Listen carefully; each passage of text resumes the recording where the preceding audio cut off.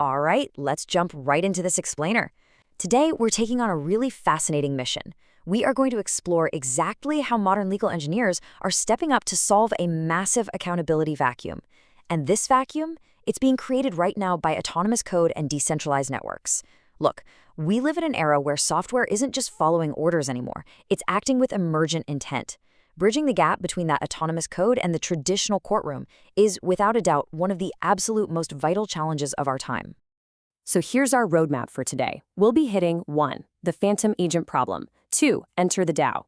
3. Rise of legal engineering. 4. Kali and Wrapper. 5. The Wyoming Dunetta. And wrapping up with 6. Achieving legal abundance. We're going to take you from a high-level philosophical dilemma straight through to the very real practical tech and legislative solutions that legal engineers are deploying as we speak. Okay, Section 1. The phantom agent problem. We have to start with this massive, existential legal headache that pops up the second our technology outpaces our traditional corporate and criminal laws. Seriously, think about this for a second. As AI systems and smart contracts start acting on policies that go way beyond explicit human oversight, figuring out who is actually responsible gets incredibly messy. Say a decentralized smart contract executes a trade that ends up manipulating a market, or maybe an AI agent negotiates a binding contract using deceptive tactics it kind of just learned on its own.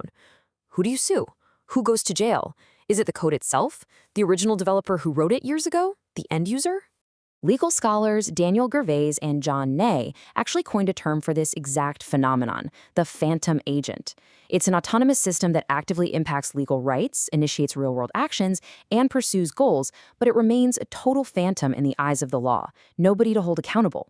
Gervais and Ney argue that instead of doing something crazy like trying to grant AI actual legal personhood, the law functionally has to attribute these autonomous actions back to human principles. Because if we don't figure this out, we end up in a really bad spot. This quote from MC Elish perfectly captures the danger of this accountability vacuum. She calls it the moral crumple zone. Just like the front of a car absorbs an impact, this is a scenario where everyday users end up absorbing the legal blame and all the liability for an autonomous system they don't even fully control. Why? Simply because they're the nearest humans standing in the room. They literally become the crumple zone for the developers.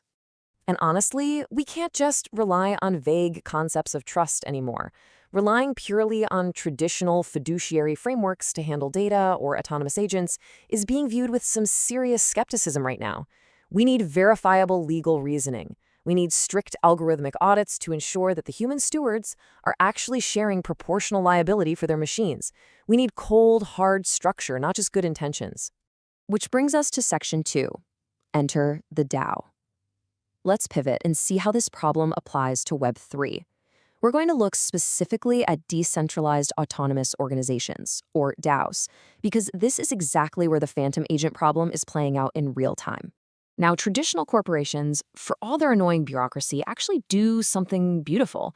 They shield their members through limited liability. But entity-less styles, the ones operating purely on autonomous smart contracts, they leave their contributors completely, dangerously exposed. If the protocol breaks a law or spectacularly fails, the individual members of that DAO can actually be held personally and fully liable for the actions of the code. We learned this the hard way.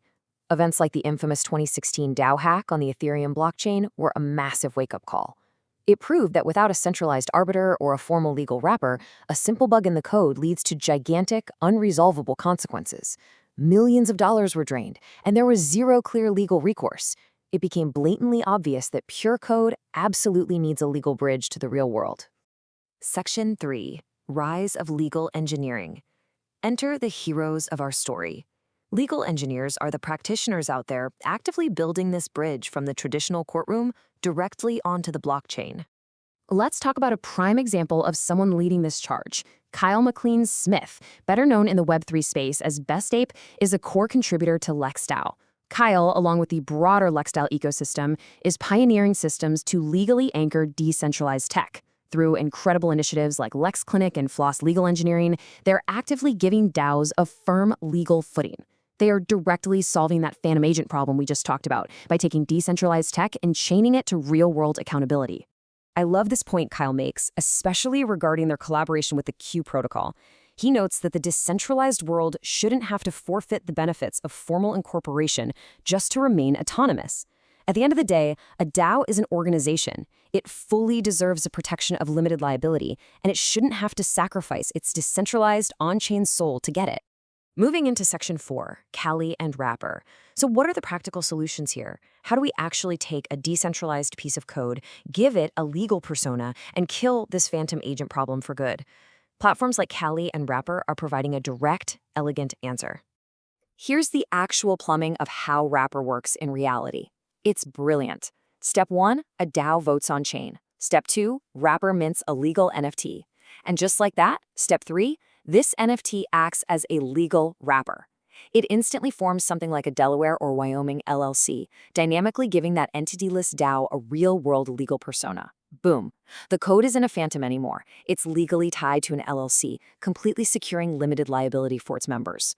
And by merging that legal enforceability with blockchain automation, we get systems like LegalEdge creating a true zero-trust model.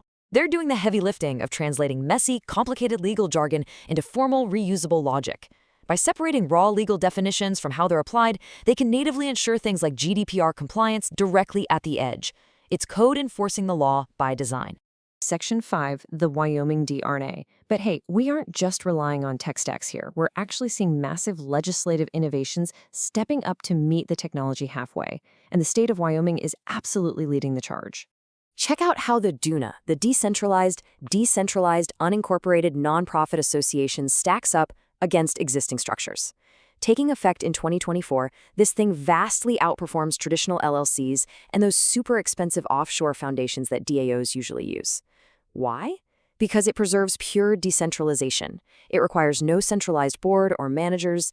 It shields members from liability, establishes a nonprofit tax status, and crucially, it allows for reasonable compensation for members who provide services to the DAO. It is literally a tailor-made legal wrapper for Web3. Section 6, Achieving Legal Abundance. To wrap up our explainer today, we really need to zoom out and look at the long-term vision of this entire legal engineering movement. Where is all this incredible work actually leading us? Well, it starts with an idea borrowed from computer science. Computer engineers rely on incredibly precise math, things like variable precision arithmetic, to guarantee their calculations don't drift into massive, catastrophic errors. Legal engineers, they want to establish that exact same deterministic credibility, but in our legal frameworks. They want smart contracts to execute the law without any errors or vague misinterpretations. And if they can actually pull off that deterministic, open-source legal structure, get this, through projects like LexClinic, Kyle Smith has a staggering, audacious goal to deflate the cost of legal services by 99% over the next 15 years. 99%.